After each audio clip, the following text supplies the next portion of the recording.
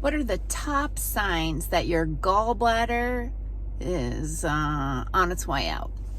Well, hang in there and we'll go over them and why it's kind of important to keep your gallbladder if possible. Dr. Patty Barch, I'm a traditional naturopath and the owner of Naturally Unbridled Wellness in Onalaska, Wisconsin, and naturallyunbridled.com, and this is Down the Ridge with Dr. Patty. So, several years ago, I wrote an article called Gallbladders Matter, and this article, this video is really just reiterating some of the information that's there and expanding upon it a little bit, things that I can do in a video that you can't do in a little blog. But if you do want this information written down, go to naturallyunbridled.com, click on the articles tab, and just search gallbladder, and you'll be able to print up the article. Okay, so here are the top signs that your gallbladder is a cranky. First of all, greasy foods go right through you. Okay, you can't eat a brat, you can't eat pepperoni pizza. You end up in the bathroom with turbo diarrhea, often pale in color, maybe some yellow flecks in there. That's a sign of gallbladder dysfunction. Sometimes, and remember, you don't need to have all of these for your gallbladder to be cranky. You can have one of them. So your gallbladder is under your right rib cage, and so sometimes people can feel a little pain in just under their right rib cage, and sometimes it can be radiating to the back, so they have back pain. I have actually seen it radiate to the left side as well, just people's nervous system reacting in a different way. Sometimes burping when you even drink water. Lots of burping, lots of belching can be a gallbladder symptom, but sometimes even just from water you end up burping a lot. One-sided headaches, often right-sided headaches, that start at the base of your skull, the occipital region, and kind of come around and makes it feel like your eyeball is going to pop out of your head. That is the gallbladder meridian, and those one-sided headaches can often be a gallbladder symptom. So what is the gallbladder and why do you want to keep it? Excuse me. So the gallbladder is just a little holding tank. So your liver makes bile and it puts it into the gallbladder, stores it in the gallbladder. The gallbladder just holds on to bile. Bile's job is to help you to digest fats. It is an emulsifier. So we know that oil and water don't mix. So if you eat fat, it's going to float on the top of your stomach contents.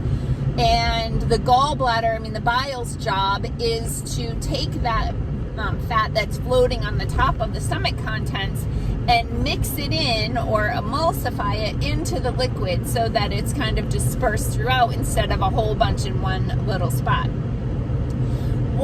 So what happens is when you eat fat, your stomach gets a message. Oh, there's fat in here. Tells the brain, hey, brain, I got fat. Let the gallbladder know we need some bile down here.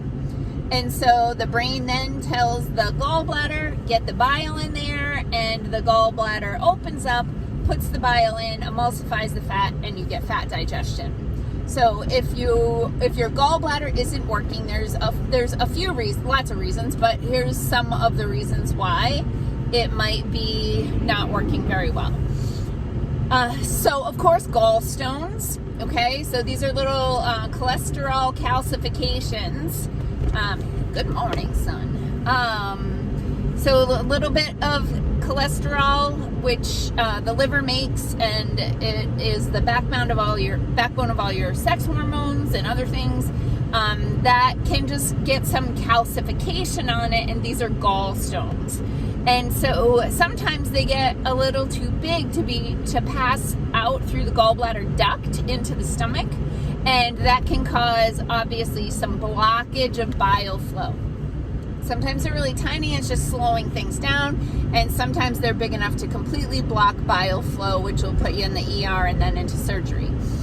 The other things that can happen is because the gallbladder is somewhat muscular in its function, it has to be able to open and close. It can get cramped down so that it's all locked up and bile can't get into it or out of it, or it can be locked open where it's just drip, drip, drip, drip, drip. So if you have your gallbladder removed, you're in a perpetual state of drip, drip, drip, drip, drip. So that you've always got bile just dripping into your stomach, which leaves you in a crisis situation when you actually do eat something that has a lot of fat in it. And for some people, this could even be an avocado. And it causes that whole problem because you don't have enough bile to emulsify the fat. You get this digestion problem. So when that fat that's not emulsified because you didn't have enough bile gets into the intestines, your intestines freak out and purge it, and that's why you get the diarrhea. Everyone needs fat, so the solution is not to avoid fat. Fat is a vital nutrient for health. If you do have gallbladder symptoms, make sure that you are eating fat in small amounts throughout the day rather than one large meal, and avoid things like brats that are extremely high in fat. Few other things to take note of. So I like to tell people, you will notice that you have never heard anyone say, oh, I just got to take my gallbladder pill, or I just got to go pick up my gallbladder prescription, because the medical model does not have a solution for gallbladder problems. They will just surgically remove it, and you will forever have the drip, drip, drip, drip, drip.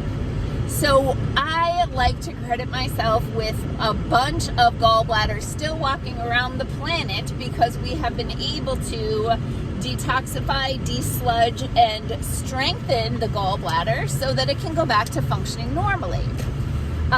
One story, I have a friend who happened to post on Facebook that he recently learned that he had gallstones and needed to have his gallbladder removed.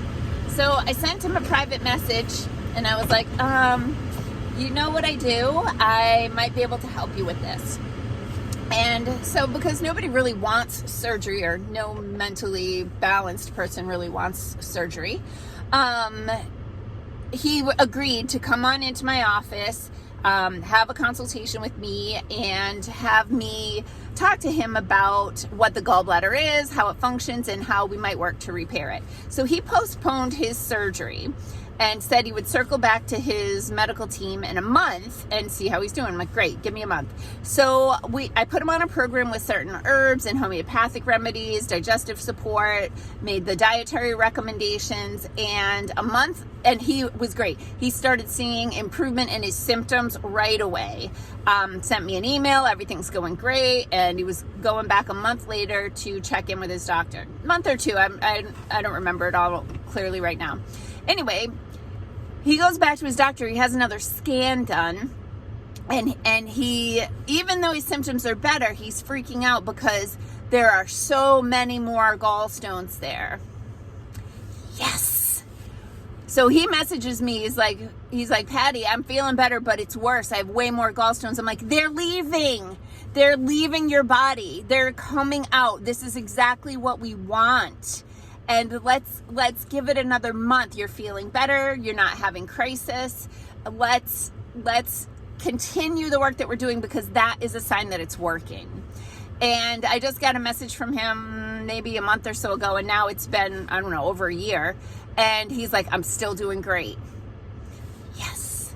So now, one other thing I wanted to add. The gallbladder, every organ or in tissue in the body has an emotion associated to it in the world of Chinese medicine.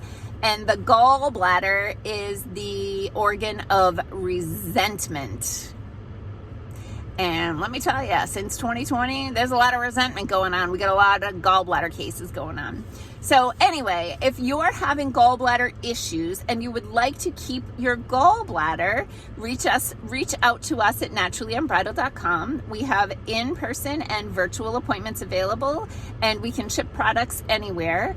And let me just wrap this up by saying the information presented here is for educational purposes only and is not intended to diagnose, treat, cure, or prescribe for any disease or condition. Please consult your preferred healthcare provider when making wellness choices. Thank you. Peace out, peeps. Have a healthy day.